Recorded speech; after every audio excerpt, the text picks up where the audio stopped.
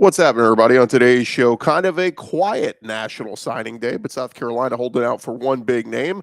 How did a couple of Bama players fare on Tuesday at the Senior Bowl? We'll also catch up with a Kentucky DB. Those three interviews coming your way. Updates on the Bama coordinator searches, and A&M sets their spring game date. Locked on SEC starts right now.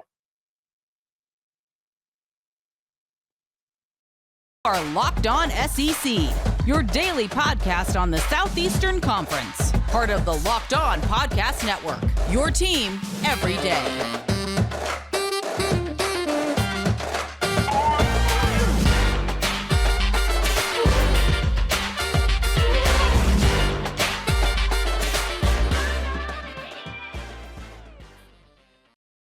And what is happening, everybody? Welcome into Locked On SEC. It's great to have you guys along. This episode is brought to you by FanDuel Sportsbook, official sportsbook of Locked On. Make every moment more. Visit FanDuel.com/LockedOn to get started today. I'm Chris Gordy. Thanks for making Locked On SEC your first listen every day. Remember, Locked On SEC is free and available on all platforms, including YouTube and at LockedOnSEC.com. We got a lot to discuss, so let's dive right into it. Coming to you from the Senior Bowl, more on that in just a second. But first, it is National Signing Day, and kind of a quiet one, right? I mean, the bulk of these classes were signed back at the end of the year, and a lot of teams have addressed a lot of needs via the transfer portal, so kind of a quiet day. But one big name that's out there is Nyckoles Harbor, and Spencer Rattler trying to sway him to South Carolina. He is a five-star athlete, big-time target for South Carolina, one of the top players in the country who has yet to announce his commitment. And Spencer Rattler taking to social media on Tuesday, tweeting out, "Come on home and be special, fam." Harbor is the 19th overall player, the number one athlete in the country. It would be a huge addition to South Carolina's class.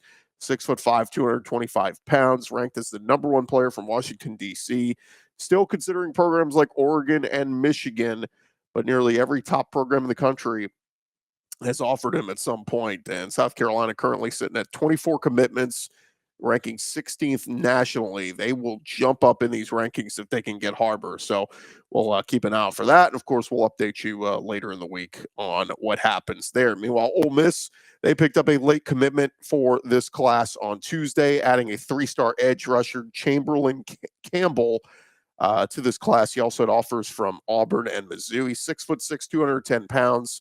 Nice pickup for Ole Miss and their new defense coordinator, Pete Golding. He's ranked as the number 85 edge prospect in the country. Campbell's the first defensive player in this class to commit to Ole Miss since Golding took over. So that is, got to think that he was handpicked by Pete Golding. Ole Miss now up to 14 commitments from the high school ranks in this class, but they are diving into the transfer portal big time. 13 transfers so far this offseason. One other signing day note, Zach Arnett has been singled out as a very impressive new head coach out on the recruiting trail. On Tuesday, ESPN's Tom Luganbill put out there that Arnett has been the country's most effective new coach from the early signing period to National Signing Day. He said Arnett and his staff did this with the vast majority of the class not knowing who would or would not be on the coaching staff, dealing in the aftermath of Mike Leach's death and all that kind of stuff. So a lot to regroup, and Zach Arnett has done a great job there at Mississippi State. So we'll get you caught up tomorrow with all the finishing touches to National Signing Day. But like we said, a lot of the legwork has been done already. In other news, over at Alabama, Nick Saban and company trying to replace their coordinators, and Ryan Grubb was a name that kind of surfaced as a potential for Alabama's offensive coordinator job. And on Monday, The Athletic reported that he received an offer, but decided he's going to stay at Washington as their offensive coordinator. So Ryan Grubb take his name out of the hat for the Alabama OC job. He did not receive a raise, according to the report from The Athletic. Alabama, of course, trying to replace Bill O'Brien, who left to go to the New England Patriots. And on the defensive side of the ball, we know they lost Pete Golding. Dennis Dodd of CBS reporting that Nick Saban has reached out to former Tennessee coach Jeremy Pruitt about the Crimson Tide's vacant defensive coordinator spot. It is believed no offer's been made as of yet, but Alabama will consider him for one of the top candidates among the people that are looking at for the DC job, that according to reports. So we'll see on that. Earlier this week, Alabama Insider reported that Todd Grantham was a viable candidate for the Alabama defensive coordinator job. So if they can't get Jeremy Pruitt, maybe their fallback option would be Todd Grantham. Grantham spent this past season as an analyst on Alabama's coaching staff after getting fired as Florida's DC back in 2021. Of course, he also served as the DC at Georgia and Mississippi State, in addition to Florida. So it's been all over the SEC. It would make a lot of sense, but Alabama fans were angry at Pete Golding. They will get very angry at Todd Grantham, I foresee. One other note on coordinators and possibly moving. Todd Monken finishing off another interview at Georgia, and multiple NFL teams looking at him. He completed an interview with the Tampa Bay Buccaneers on Tuesday, and we will see if Todd Monken decides to jump back into the NFL ranks, but sounds like he's got a lot of interest to do so. Georgia fans kind of saying, well, look, we'll be all right. We've got a great offense and a lot of talent everywhere. So if Todd Monken moves on, we'll be just fine. But we'll see. Todd Monken, where there's smoke, there's fire. And sounds like a lot of NFL teams are interested in bringing him back as an OC to the NFL ranks. So look, you won 2 national championships at Georgia back to back. What more can you do? Win 3, win 4? We will see. And then one other note as we continue around the conference, Texas A&M coming off that disappointing 2022 season. They are, of course, hoping to take a step forward this coming year with Jimbo Fisher back. They got Connor Wegman coming back at quarterback and Bobby Petrino sliding in as the new offensive coordinator. They did set a time and date for the annual Maroon and White spring game. It will kick off on Saturday, April 15th at 3 p.m. Central. So if you're an Aggie fan, circle that date, Saturday, April 15th. That will be the Texas A&M Maroon and White spring game. And we'll see if the Aggies can turn this thing around and look a lot better in 2023. And there you have it. That's the latest news going on around the conference. Thank you guys again for making Locked On SEC your first listen every day. Coming up next, we will hear some interviews from some of the guys we caught up with at the Senior Bowl. That coming your way in just a second. But first, I want to remind you guys about our friends over at FanDuel. This year, the only app you need at your Super Bowl party is FanDuel, America's #1 sports book. And we're really excited about them being our new sports betting partner for Locked On. Because they're the #1 sports book in America, FanDuel. And if you're new to FanDuel, that's even better. They have so many great features that make betting on sports so fun and easy. You can go download FanDuel now so you can bet Super Bowl 57 with a no-sweat first bet. You'll get up to $3,000 back in bonus bets if your first bet doesn't win. FanDuel lets you bet on everything from the money line to point spreads and to who will score a touchdown. It's the FanDuel Sportsbook app. It's safe, secure, and super easy to use. Best of all, you can get paid your winnings instantly. Go join FanDuel today at FanDuel.com/lockedon. Claim your no-sweat first bet on Super Bowl 57 if you haven't signed up before. That's FanDuel.com/lockedon. Make every moment more with FanDuel, official sportsbook partner of the NFL.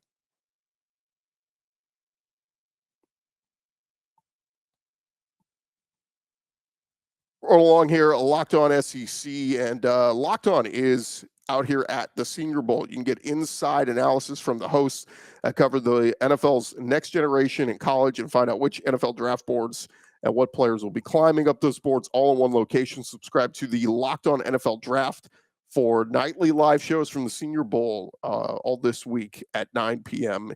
Eastern. And speaking of the Senior Bowl, we were out here. We were able to catch up with some of the players that played in the SEC this past year. And first up, we caught up with Alabama offensive lineman Tyler Steen, of course, transferred from Vanderbilt over to Alabama, was the starter on that O-line this year. Here was some of our conversation with Tyler Steen. Joined now by Tyler Steen, Alabama offensive lineman. What was the adjustment like for you going from Vanderbilt to Tuscaloosa this year? What was the hardest adjustment for you? I wouldn't say there was too much of an adjustment. I mean, it was, at the end of the day, it's college football. You're gonna do the same thing. You're gonna work out. You're gonna be in the weight room. You're gonna be on the field running, conditioning. You're gonna have practice. Fall camp. So I don't think it was too much of an adjustment. It was just having really coming in and having to prove myself and getting acclimated with a new team and new teammates. Talk a little bit about was it hard adjusting with some new guys? I mean, you come from Vanderbilt where you were, really established on an offensive line to come in and have to just kind of, because you got to get to know everybody's tendencies around you, right? Right, yeah, for sure. I mean, just getting to know the guys in the O-line room, obviously it's a new team. I've been at Vanderbilt for 4 years, so just getting the chance to do that and having to do that, it was a great experience, and, I feel like, I was able to just help out a lot, so. Talk a little bit about Bryce Young. What did you see in him this year? How much did he grow? That sort of thing. Right. Bryce is the ultimate competitor. The main thing about him is that he's always going to keep his composure in any situation. And that type of leadership is really big for the rest of the team because it allows everybody else to keep their composure. And Bryce, obviously he's a great player and a great leader, but he's also a great person. So. You have a favorite moment from this season, you personally? Probably the Texas game when right before that 2-minute drive, he was just hyping everybody up, making sure we were all good with a smile on his face, and yeah, we knew we were probably going to get the job done. So. Because Bryce isn't, I don't know if you call him mobile, but when he's got to run, he can run, right? Yeah, for sure. Yeah, Bryce is dangerous, not only with his arms, obviously with his arms, but also with his legs. So when you have a quarterback that could do both of that and has the composure to go along with it as well, you got a great combo. So. For you, I know people are very high on you. What's the biggest thing you're hearing from people this week on what you need to work on individually for your game? Right. Mainly probably just technique. That's kind of like the main thing I've been hearing. And that's something that I hope I'm improving on and something that I'm trying to continue to improve on further in my career. I saw you were going up against a couple of SEC guys, Byron Young. It had to be a little familiarity there, right? Yeah, for sure.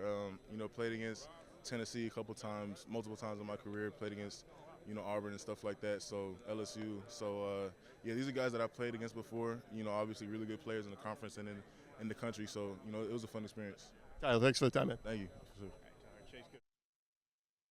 Speaking of Alabama, we also caught up with another Alabama player, a guy that a lot of folks are very high on. That's tight end Cameron Latu, who we talked with him about how things were going. I've made two very impressive catches I saw when I was out there on the practice field in coverage. So looked like Cameron Latu had a pretty good day. But here was our conversation with Cameron. You look so comfortable out there. What was today like for you out there? Oh man, actually, if I look comfortable, thank you very much. But I got some things to work on.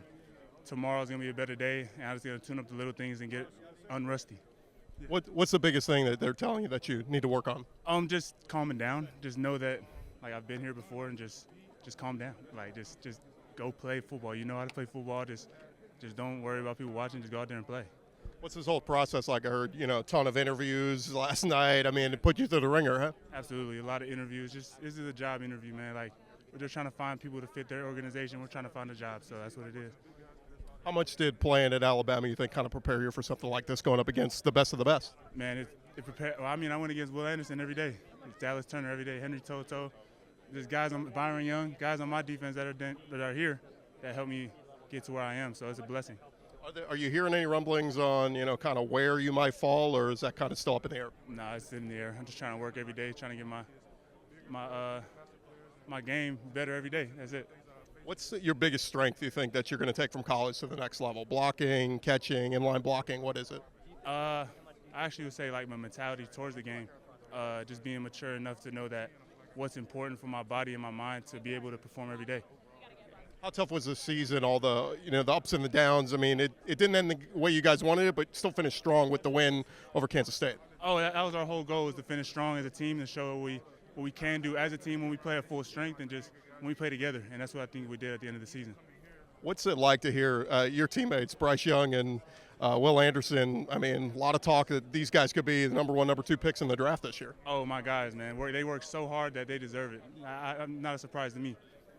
It's interesting, there's some talk. I mean, if you look at mock drafts, that sort of thing, but Houston Texans just hired former Alabama linebacker DeMeco Ryans. He's the head coach there. John Mechie's there. If they take Bryce with the number 2 pick, is that a place you might like to end up with? Wherever I go is where I go, man. I'll be blessed to be at wherever I go. Talk a little bit about Bryce. What did you see from him, his growth this year? Oh, matter of fact, he's been the same ever since I met him. So there's really no growth. If anything's growing, it's just him being more consistent every day, that's what's growing. So I admire his work ethic, and I look up to him a lot. When Cameron Latu is not on the football field, what are you doing? Probably recovering my body for when I'm on the football field. Are you not? Are you like a video game guy or what? Yeah, I play video games. Watch a little TV, watch a little highlights or something funny on TV or something. What's the last thing you watched? Impractical Jokers. Are you a fan of that? I am. Are you the prankster on the team? Nah, I'm actually a shy guy, but not shy at the same time. Like, if I know you, I'll be cool, but if I don't, I'll just be shy. All right, last thing. What's the one thing that people may not know about Cameron Latu that you want them to know? Well, that's a secret. What you mean? I don't really know. I'm pretty much an open book. If anyone wants to know anything, they can ask me. So. Great stuff. Thanks, man. Thank you. Roll Tide. Thank you guys again for making Locked On SEC your first listen every day. Coming up next, our conversation with Kentucky DB Keidron Smith. That's coming your way in just a sec. But first, want to remind you guys about our friends over at Built Bar. Built Bar, if you're looking for a delicious treat, but you don't want all the fat and calories, you got to go try a Built Bar. We got you through the holidays. And look, it's a new year. It's a new you. You want to be starting to eat a little bit healthier. That's why you got to go try Built. With Built, healthy is actually tasty. Their bars are so delicious, you won't even think that they're good for you. Perfect for a New Year's resolution. They're covered in 100% real chocolate. That's right, real chocolate. And they come in unbelievable flavors churro, like peanut butter brownie, coconut almond. All the bars taste like a candy bar while maintaining amazing macros. They are basically only 130 calories, 4 grams of sugar, a whopping 17 grams of protein packed in there. And now you don't have to wait around for a box. Of course, you can still get them at built.com at their website, but you can also find them at your local Walmart or Sam's Club. Head to your nearest Walmart today, walk to the pharmacy section, and grab yourself a box of Built Bars. You can pick up a 4-bar box of cookies and cream, or if you're close to a Sam's Club, go run in and grab a 13-bar box with some of their hit flavors. You can thank us later. It is Built Bar. Check them out at built.com.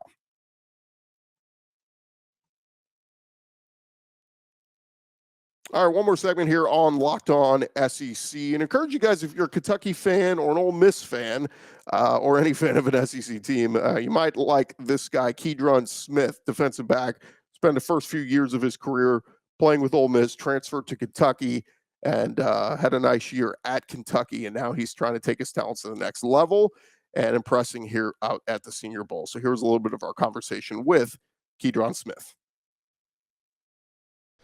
Pleasure now to be joined by Keidron Smith here at the Senior Bowl, and you know, a little bit of the early session. What's this process been like here for you so far? I mean, it's been good, man. I'm enjoying it. You know, it's fun, but it's long, man. Just talking to everybody every night, all the teams, and then in front of all these coaches and everything. It's a lot of pressure on you, but you got to know you out here. You've been doing this game. You know, you've been playing football all your life, so you just go ahead and just stay focused and not let the moment get too big. What was that like the other night? Because I heard, man, they put you through the ringer. You're meeting with 1 million different people. How many people did you talk with, and were you just ready to hit the bed as soon as it was over? I mean, the way they have it here, it's set up pretty nice. You're only allowed to talk to 16 teams a night. So last night was just straight 16 teams. So we were in there for a pretty long time. Didn't know what time it was while I was going through all the process. But by the time I laid down, it was pretty late. But, you know, we turn into professionals, so you got to do what you got to do at night and go to bed and get your sleep. What's the one thing that most of the teams were asking you? You know, they were just trying to get to know me. Just asking me about my home and like where I'm from and all that stuff, and how I see myself fitting into their scheme and what I could bring to the organization. Go back to your days at Ole Miss. What did you learn from those years, and then what did you take with you in coming to Kentucky? Just maturing, you know, every year, and then not last year, you know, playing all those certain positions I was in at my senior year. It played a lot, and my maturity going into on the field, going into Kentucky. So, you know, I felt myself. I was a leader to Kentucky. There was a lot of young guys, and you know, I won over the locker room and the defensive back room. What was it like getting to play for Mark Stoops and getting to play in that defense? Because, man, it looked like you thrived in that system. I was just a true honor. You know, a coach like Mark Stoops, you know, it's an honor to always play for him. You know, his background with defensive backs. And then Brad White, my defensive coordinator, you know, he's just a wizard when it comes to plays and putting us in the right position to make plays on the field. And then my corners coach, Christopher Collins, you know, he was on me every day, man, and made me a better player out of it. You guys had such a dominant performances all year. Y'all played Georgia better than just about anybody. What do you remember about that game? I mean, it was cold. I'm gonna tell you about that. I'm gonna tell you the wind was blowing. It was definitely cold, but it was a great. The crowd came out. We had a crowd, home crowd. And it's just a big game, big time game on big time TV. And just I know everybody came to play, man. And that's all you can ask for. Everybody came with great effort, and at the end of the day, you win or lose. Somebody got to lose, and somebody got to win. So, we played our hardest, and it just didn't turn out for us. Got a couple teammates here. Chris Rodriguez is playing for the other team, and then what's it like getting to play with some of these Kentucky guys? And have y'all talked to each other, Chris and some of the other guys? Actually, Chris is my roommate while I'm here, so we talking every day. So I'm just he's not on my team, but I'm looking forward to him doing well when he comes out here to practice. I know he's gonna do well. Just do the best he can out here. He has to do his best for him in this process. And I know he can do it. Give me a quick thought on what you saw from Will Levis this year. He's being talked about potentially as, top quarterback in this draft. What did you see from Will throughout practice with him and all that? The ultimate teammate, the ultimate leader, man. Just what you want in your locker room as a quarterback, and off the field, just a genuine guy, man. When I was at the NFLPA game last week, he came out there and saw me. So you can't ask for a better quarterback than that. Just and his personality too is just, you can't ask for anything better. Last thing for you, what's the biggest thing you need to, or that people have said that you need to work on your game this week? I mean, for me, just being consistent in everything I do, getting out of my breaks, my press coverage, and then just showing my versatility out here. I'm playing corner and nickel right as of right now. So, just staying consistent in my game and my effort, and being and communicate while I'm out there. Kentucky DB Keidron Smith, thanks for the time, man. You're welcome.